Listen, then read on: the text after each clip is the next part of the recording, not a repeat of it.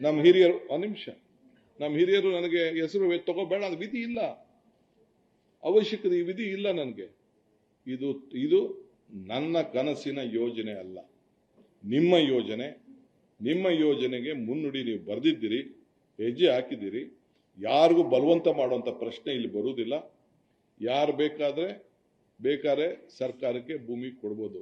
ಇದು ಯಾವ ಕಾರಣಕ್ಕೂ ಪ್ರೈವೇಟ್ ಇನ್ವೆಸ್ಟ್ಮೆಂಟು, ಪ್ರೈವೇಟ್ ಅವ್ರ ಹತ್ರ ನಾವು ದಂಧೆ ಮಾಡೋಂಥ ವಿಷಯ ಇಲ್ಲ. ಇದು ಸರ್ಕಾರದ ಯೋಜನೆ ನಡೀತದೆ. ಸರ್ಕಾರ ಯಾವ ರೂಪಕ್ಕೆ ಆಗಬೇಕು ಆಗ್ತದೆ. ಯಾರು ಕೊಡ್ತಾರೆ ಅವ್ರು ತಗೊಳ್ತೀವಿ. ಬೇರೆಯವರು ನೀವು ನಿಮ್ಮ ಗೌರವದಿಂದ ನಿಮ್ಮ ಆಸ್ತಿ ಪಾಸ್ತಿಯನ್ನು ಮಾಡ್ಕೊಳ್ಳಿ. ನಾನು ಕೂಡ ನನ್ನ ಅವಧಿಯಲ್ಲಿ ಪೆನ್ನು ಪೇಪರ್ ನನಗೆ ಸಿಕ್ಕಿದಾಗ ಆ ಊರಿನಲ್ಲಿ ವಲಸೆಗಳ ತೆಗಿಬಾರ್ದು, ಆ ಊರನ್ನು ಅಭಿವೃದ್ಧಿ ಮಾಡಬೇಕು ಅಂತೇಳಿ ಸುತ್ತಲೂ ಆ ಊರಿಗೆ ಒಂದು ಟೌನ್ಶಿಪ್ ಆಗಿ ಅದನ್ನು ಇಟ್ಕೊಂಡು ಅಭಿವೃದ್ಧಿ ಮಾಡಬೇಕು ಅಂತ ಅದು ಕೂಡ ನಾನು ಯೋಜನೆಯನ್ನು ರೂಪವನ್ನು ನಾನು ಮಾಡಿದ್ದೇನೆ.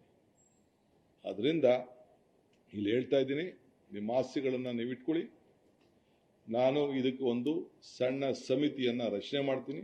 ಒಂದು 2-3 ತಿಂಗಳಲ್ಲಿ ಶಾಸಕರು ಮಾಡಬೇಕು, ಇಲ್ಲ ಅಂತಂದರೆ ಅಧಿಕಾರಿಗಳು ಮಾಡಬೇಕು, ಇಲ್ಲಾಂದರೆ ಜಡ್ಜಸ್ ಯಾರು ಮಾಡಬೇಕು, ಇಲ್ಲ ರಿಟೈರ್ಡ್ ಜಡ್ಜ್ ಮಾಡಬೇಕು ಅನ್ನೋದನ್ನು ನಾನು ನನ್ನ ಸಂಪುಟದ ಸಭೆಯಲ್ಲಿ ಮುಂದಕ್ಕೆ ಚರ್ಚೆ ಮಾಡಿಬಿಟ್ಟು ನಾನು ತೀರ್ಮಾನವನ್ನು ಮಾಡ್ತೀನಿ. 1-2 ತಿಂಗಳು ಅವರು ರಿಪೋರ್ಟ್ ಕೊಡಲಿ, ಆಮೇಲೆ ನಾನು I am not in a hurry. ಇದು ನಂದಲ್ಲ, ಇದು ನನಗೆ ಅವಶ್ಯಕತೆ ಇಲ್ಲ. ಇದು ನೀವು ಏನೇನು ಪ್ರಯತ್ನ ಮಾಡ್ತಾ ಇದ್ದೀರಿ, ಏನೇನು ಸಂಚು ನಡೀತಾ ಇದ್ರೆ ಆಗ್ತಾ ಇಲ್ಲ. ಪಾಪ ನನಗೆ ಸಿಗ್ತಾ ಇಲ್ವಲ್ಲ, ಆಗೋದಲ್ಲ DK, ಆಗೋದಲ್ಲ ಅಂತ ಸಿಗ್ತಾ ಇದ್ದೀರಿ. ಗೊತ್ತಿದೆ ನನಗೆ, ನಿಮ್ಮ ಭಾವನೆ ನನಗೆ ಅರ್ಥ ಆಗ್ತದೆ.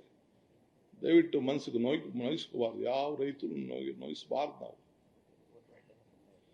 ಸೊ ರಿಪೋರ್ಟ್ ಬರೋವರೆಗೂ ನಾನು ಕಾಯ್ತೀರಿ. ಮುಂದಕ್ಕೆ ನೋಡೋಣ ಅದೇನು ಹೇಳ್ತಾರೆ, ರೈತರು ಏನು ಹೇಳ್ತಾರೆ. ರೈತರಿಗೆ ಬಿಟ್ಬಿಡ್ತೀನಿ. ಇದು ನನಗೂ ರೈತರಿಗಿರುವಂತ ಸಂಬಂಧ, ಇದು ನಿಮಗೂ ಇದಕ್ಕೂ ಸಂಬಂಧ ಇಲ್ಲ. ಇದು